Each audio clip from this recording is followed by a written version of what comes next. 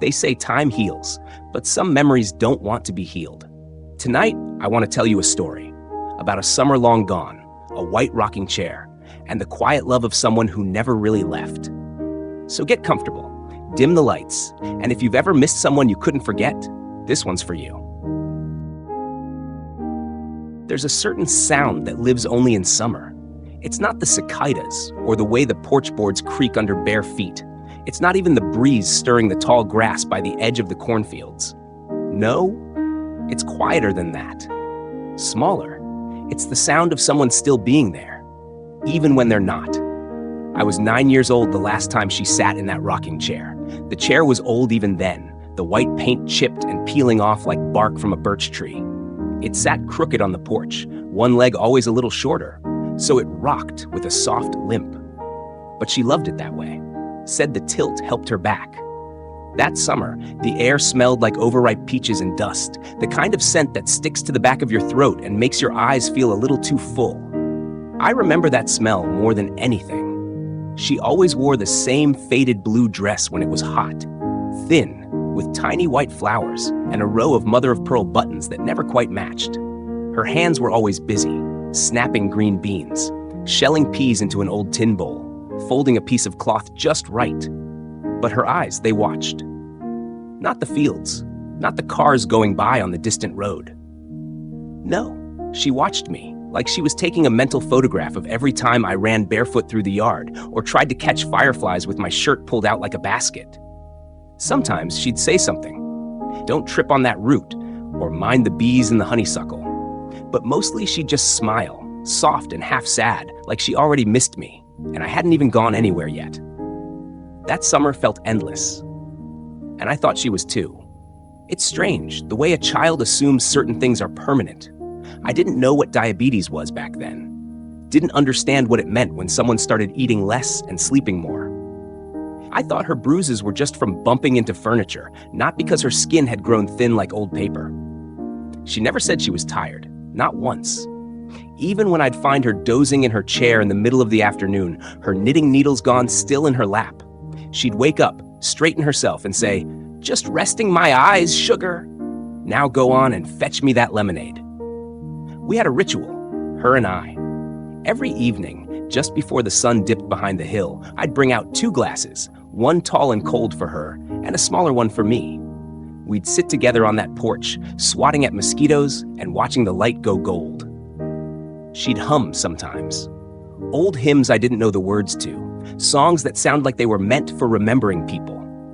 And even now, all these years later, when the light hits a certain way in late July, I swear I still hear her humming. There was one night that summer I remember clearer than all the rest. The wind had picked up, and a storm was blowing in. You could smell it, sharp and metallic, like the sky had torn somewhere. I was lying on the floor in front of the box fan, arms outstretched like I could become part of the breeze. She was in the kitchen, moving slow. I could hear the clink of glass jars as she checked on her preserves, the soft hiss of something cooking low on the stove. But then the sound stopped. Long pause, then a thump. I didn't move at first. Kids don't always recognize the wrong kind of silence. But when she didn't answer my call, I got up. My feet were cold on the linoleum. She was on the floor, one hand braced on the cupboard, trying to push herself up. Her eyes met mine, and I saw something I'd never seen there before. Fear. Not for herself, for me. She smiled too quickly. "Silly old bones," she said, waving me off. "Help me to the chair, baby. That's all." I did, and she sat there for a long time afterward, not rocking, just breathing. That was the first night I realized something might be wrong, but I didn't know what to do with that knowing, so I folded it up and stuck it somewhere deep, like a secret note I wasn't supposed to read. August came heavy that year. The garden out back burst with tomatoes, swollen and split from the heat. The grass turned brittle. The days slowed into syrup, and the nights got loud with crickets. She moved less. The chair creaked more. I started bringing her lemonade earlier and earlier, afraid I might forget one day and find her not there. We didn't talk much. Not because there was nothing to say, but because some feelings live better in silence. One evening I asked her, "Were you ever scared as a kid?" She looked out toward the tree line for a long time before answering. "Once," she said, when I thought my mama was gonna leave and never come back. I didn't know what to say, so I asked, "Did she?" She didn't answer, just patted my knee and said, "Even if she did, some people stay longer than they stay. You'll understand one day." I did, but not until it was too late. The morning I found the chair empty, the porch felt colder than usual. Even though the sun was up, there was a stillness to it, like the whole house was holding its breath. I called for her. Nothing. Her bedroom door was cracked open, the sheets still pulled up neat and smooth, just like she always made them. She was sitting on the edge of her bed, her hands folded in her lap, eyes closed, face soft, still. The glass of water I'd left for her the night before sat untouched. I didn't cry right away, not when I touched her hand and felt the stillness. Not when I backed away slowly, heart pounding in the silence. Not even when I called my dad on the old rotary phone and told him she wasn't waking up. It wasn't until the men came, quiet men with polite voices and solemn steps, and wheeled her away on a stretcher, wrapped in white, that it hit me. I watched from the porch.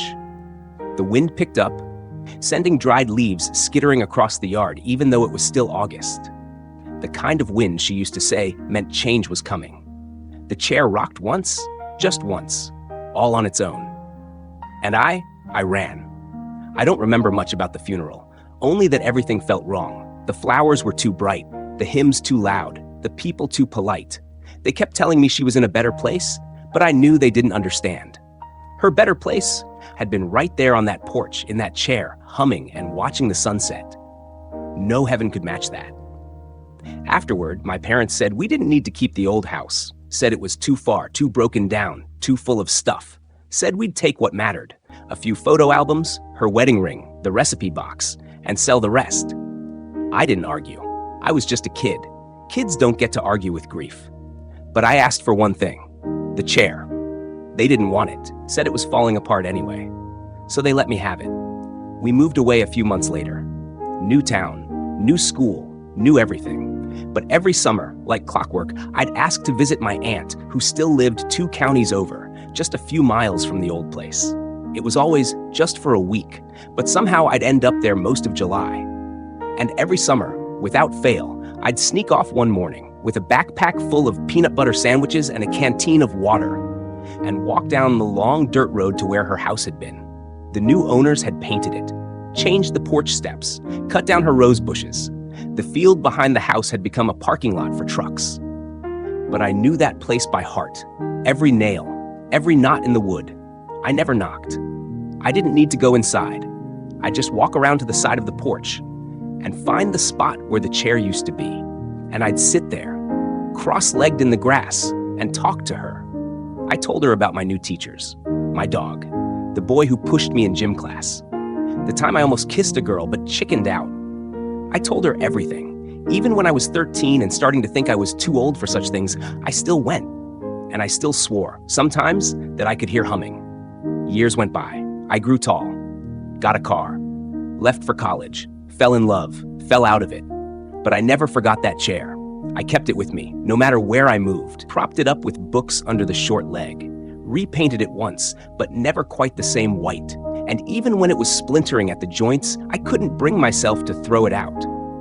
There were nights I sat in it after hard days, hoping it might hold some kind of answer. And there were nights, more than I'll admit, when I sat in it and cried quietly, just like I had the first summer she was gone. It wasn't just a chair. It was her. One spring, I got a call from my mother. She was cleaning out the attic and had found an envelope with my name on it, in that soft, careful cursive I hadn't seen in years. It was dated the week before she passed.